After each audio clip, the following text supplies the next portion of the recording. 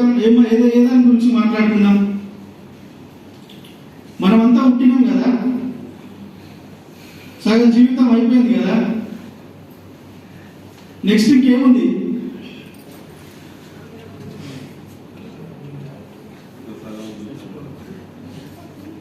సంపాదించడం, సాధించడం, ఏదో ఒక రోజు ఫైనల్ గా చచ్చిపోవడం. ఎవరైనా సరే ఫైనల్ గా చచ్చిపోవడమే.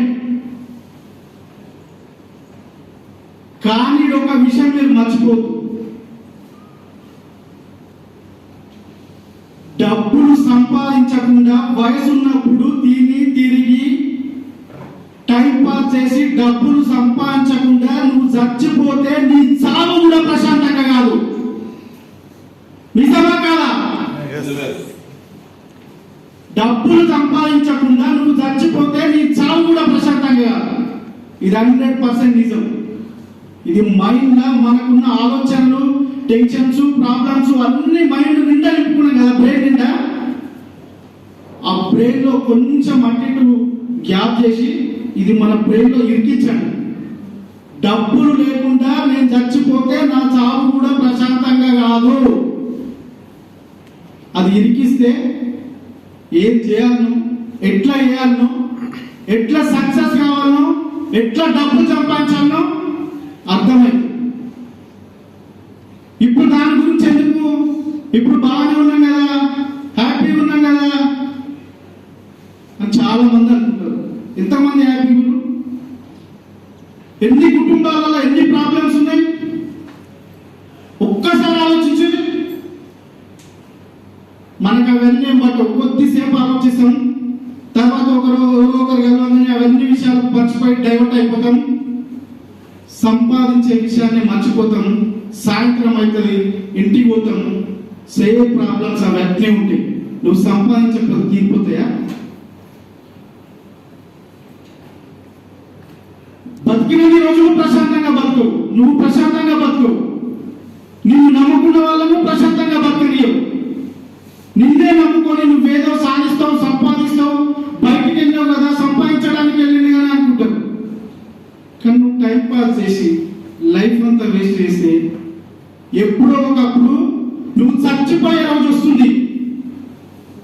ఆ రోజు నువ్వు చచ్చిపోయిన తర్వాత జరిగే విషయం ఏందో తెలుసా? ఒక్కసారి ఆలోచించి, చచ్చిపోయిన తర్వాత చావయ్యే లోపు జరిగే, డబ్బులు సంపాదించకుండా చచ్చిపోయిన తర్వాత నీ చావైపోయే లోపు జరిగే విషయం ఏందో తెలుసా?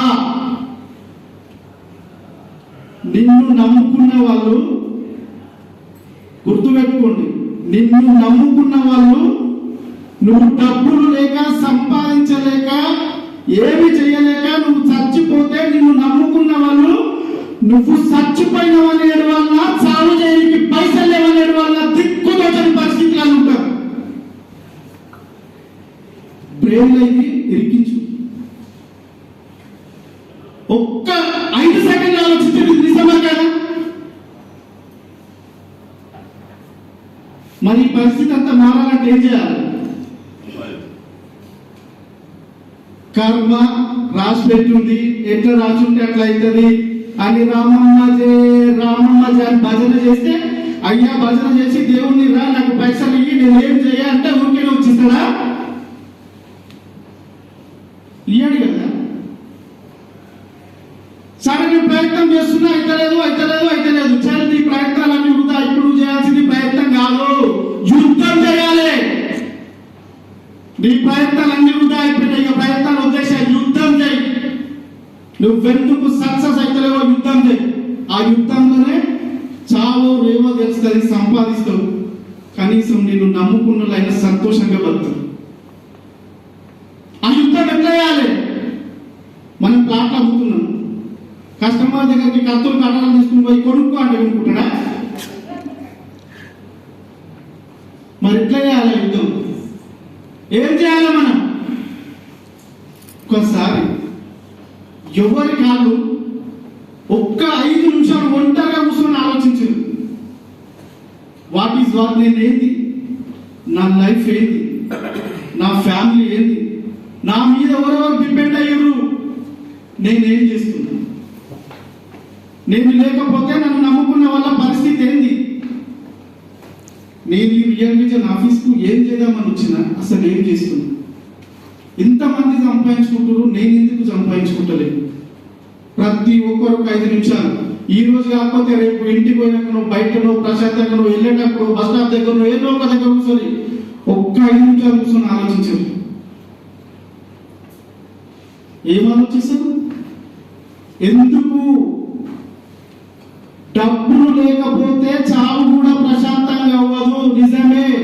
మరి ఎందుకు? నా పరిస్థితి ఎట్లా మారాలి? యుద్ధం చేయాలి. ఆ యుద్ధం ఎట్లా చేయాలో తెలుసా? ఇప్పటి వరకు నిన్ను బాధ పెట్టిన గతాన్ని వదిలేసి, నిన్ను బాధ పెట్టిన మనుషుల మాటలను పక్కకు తోసాయి, నిన్ను ఏదైనా చేసిన వాళ్ళను చూసుకుంటూ వెళ్ళిపో. నిన్ను చూసి నవ్వే వాళ్ళను, నీ పరిస్థితిని చూసి నవ్వే వాళ్ళను గుర్తుపెట్టు. నీకో టైం వస్తుంది. ఆ టైం వచ్చినప్పుడు నువ్వు ఎట్లన్నా వాళ్ళు తెలుసా? ఓల్డ్ సినిమాల్లో రావు గోపాల్ రావు, ఎస్వి రంగారావు ఇల్లు నవ్వుతా చూసినా అట్లా నవ్వా. ఎందుకంటే నేను ఒక పిచ్చోన్లాగా, పనికిరానోలాగా, పనికి మాలోలాగా నీ ఆలోచనలన్నీ డైవర్ట్ అయ్యేలాగా చేసిర్రు, నిన్ను సక్సెస్ కానియకుండా చేసిర్రు. అవన్నీ వదిలేసి గడిచిపోయిన, వృధాగా గడిపిన ఈ కొన్ని సంవత్సరాలను, ఆ గతాన్ని వదిలేసి